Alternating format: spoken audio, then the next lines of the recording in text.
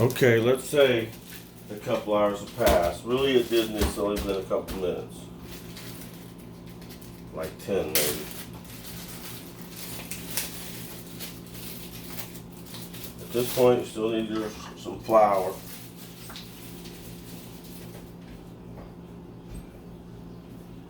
And a knife.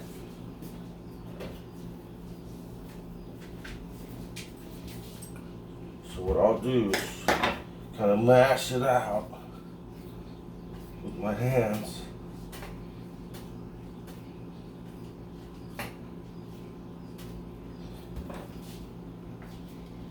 Cut it in half, maybe in fourths. Mash it a little more. At this point, you can begin to roll it. Set this on setting number 1. It's an Atlas 150 pasta machine.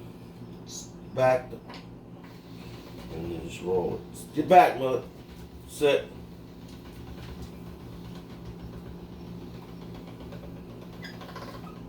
It's like a Play-Doh, kind of. Okay? It's easy. It's fun.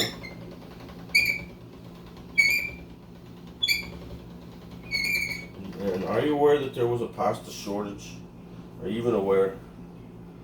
For a while you couldn't get it. We went and looked at the store and it was like gone. We're like, whoa. That was like, right then, my wife and I both were like, boy, I'm glad we got them chickens and them eggs. Because we can make our own. See? When you got it on setting 1, you might want to fold it a couple times. Because I don't know if you can see with the camera, but it's getting softer each time through. Because I'm folding it and kind of, it mixes it and smushes it like Play-Doh. As you work it, it gets smoother and it's just better. Okay, let's set it on number 2.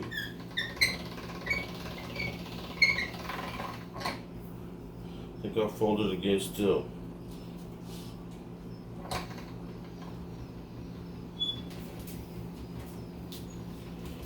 It's getting very smooth. And you can get nice edges and then start going thinner. I just put it on setting number 4.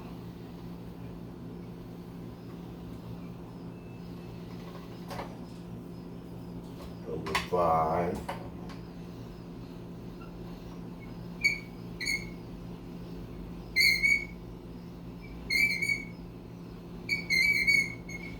Usually for lasagna noodles, I run this all the way up to setting number 7.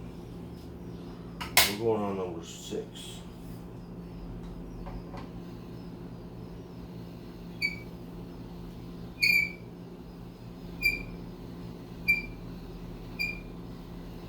Number 6 makes pretty thin.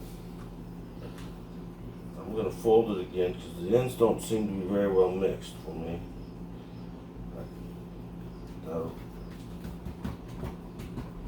I'll run it through like this.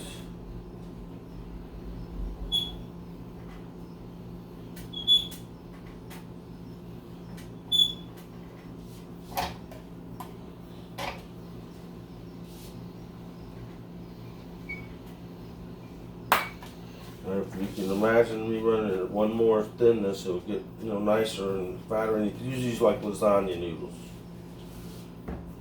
That's what you do. Now at this stage, you might want to just let it sit there and dry a minute.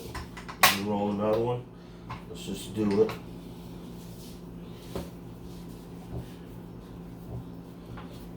So you can enjoy the whole experience here, start to finish.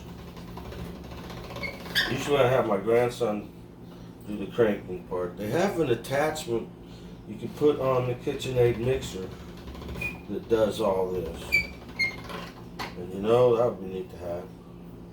So you don't have to crank. But it's a couple $100 and I can crank. Okay, let's go up to setting number 2. Fold it again.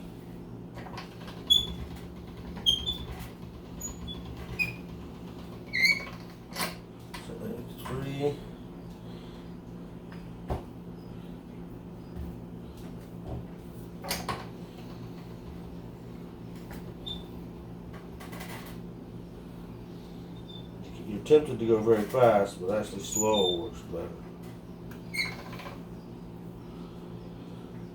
And now, number 4.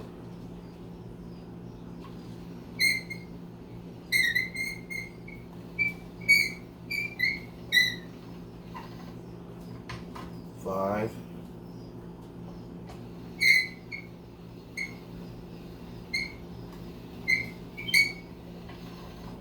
And finally number 6. And now the noodle's very smooth and soft. It takes on a feeling. It feels nice, really. Okay, that's 2 noodles. Let's cut them so you don't have to watch an excessively long video. If you wanted to, you could fold this and do things to it to make it a little nicer looking. I'm not going to do that.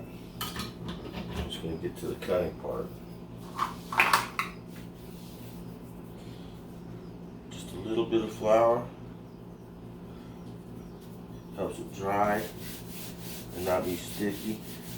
You can cut them without doing this, but if you try making ravioli, you have to, or else it'll stick. And then gum up the works, or the ravioli maker. That's a whole different machine from this. And it comes in this box. It makes ravioli. It's very cool. I'll do another video someday when we'll make ravioli. Use these size pieces and maybe roll them out thinner, like setting number 7. I don't want super long noodles, so I cut them. And now let's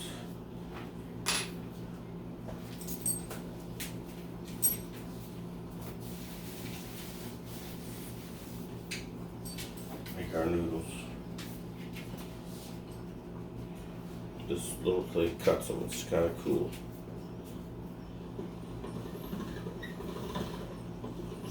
Once you get them floured, it's kind of hard to get started. There we go, grabbed. It just cranks them too. Some get short, but in general, you get a nice little handful of noodles like this. And I'll take it on the table and make like a little swirl type of deal there. And then do another.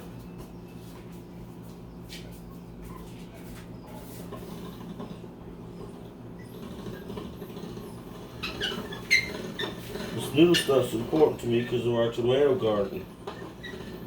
If we're going to survive on tomatoes or with tomatoes, as a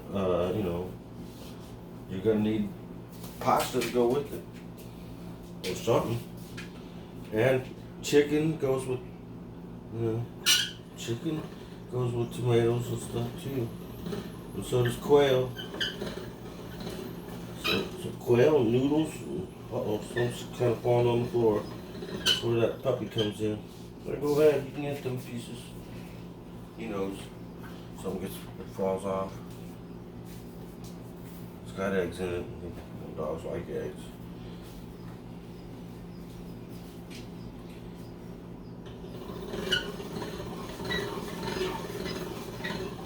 It does make some crumbs, because my edges weren't perfect.